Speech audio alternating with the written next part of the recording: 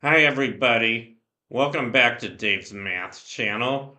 This is my continuing feature on my daily math problems, which I post on Facebook on the Facebook group Classical Mathematics every few days. And this is the last one I posted just a couple of days ago concerning a ratio of rational fractions involving square roots.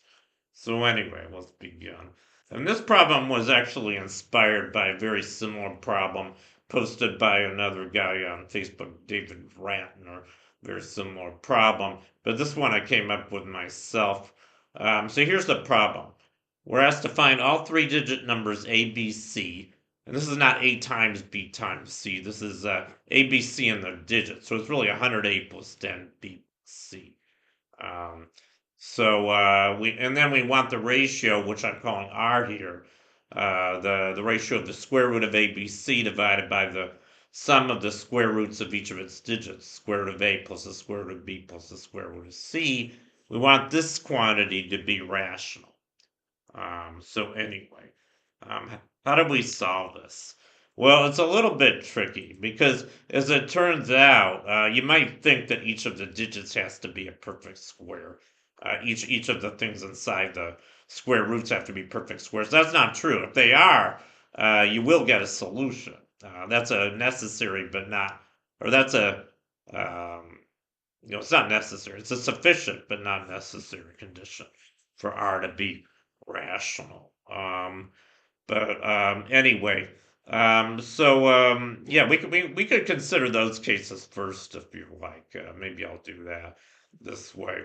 So if we're assuming that each of the square roots is rational, that means that each of the digits A, B, and C has to be a square, and there's only four possibilities: 0, 1, 4, or 9, and A cannot be 0. Um, it turns out that if B and C are both equal to 0, then ABC is just 100A.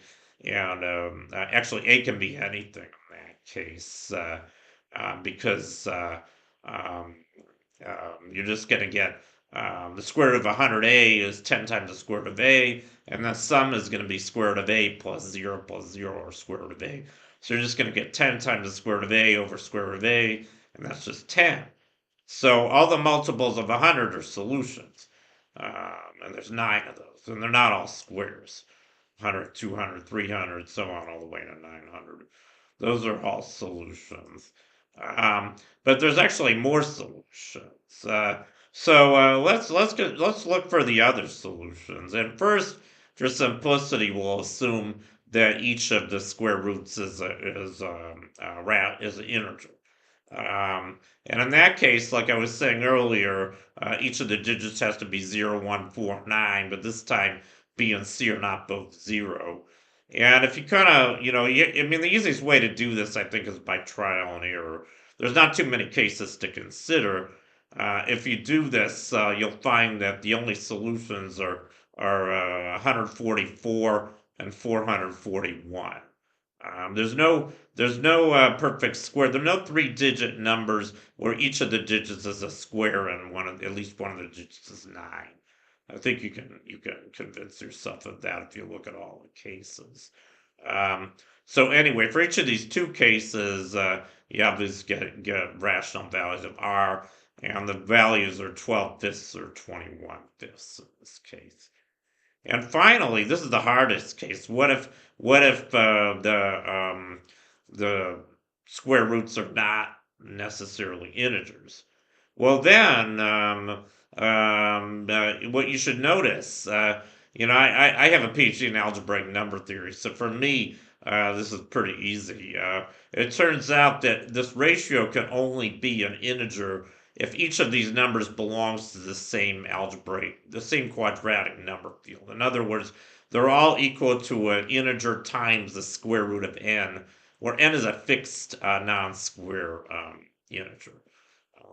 I mean, I think you can kind of convince yourself of that. If you try to use two different square roots for any of these four square roots, different values of n, you'll find that you can't get a rational number. I guess you'll have to kind of trust me on that. But anyway, it's true. And so n has to be fixed. N has to be a fixed non-square integer, positive integer, and it also has to be less than 9. The reason for that is because each of these digits A, B, and C has to be n times a square, and they all have to be at most 9. And remember, n is not a perfect square. 9 is a perfect square. That means that the only possibilities are 2, 3, 5, 6, 7, and 8. So again, you can kind of go through all the possibilities, and I'm not going to do that here, but it turns out that the only value of n that works is 2. And in this case, I mean, the digits have to be n times a square. Each of the digits has to be n times a square. So when n is 2, then each of the digits has to be twice a square. And it turns out that you get exactly twice the previous solutions in this case. You get 288 or 882. And and you'll get the same values of r because you're just multiplying each of these radical expressions by the square root of 2. 288 is 2 times 12 squared. 2 is 2 times 1 squared. 8 is 2 times 2 squared. I think you get the idea. You're just multiplying everything inside the expression by the square root of 2, and the square root of 2's cancel. So again, you'll get the same ratios, 12 fifths or 21 fifths, if you use these two values. Um, so anyway, that gives you an additional 2 solutions, and altogether you get a total of 13 solutions, and I've listed them all on the bottom of this slide. I'll just read them off for you. The solutions are 100, 144, 200, 288, 300, 400, 500, 600, 700, 800, 882, and 900. Those are the solutions. So anyway, that's how you solve this problem. Thank you for watching. Long live math, and I'll see you guys next time. Bye.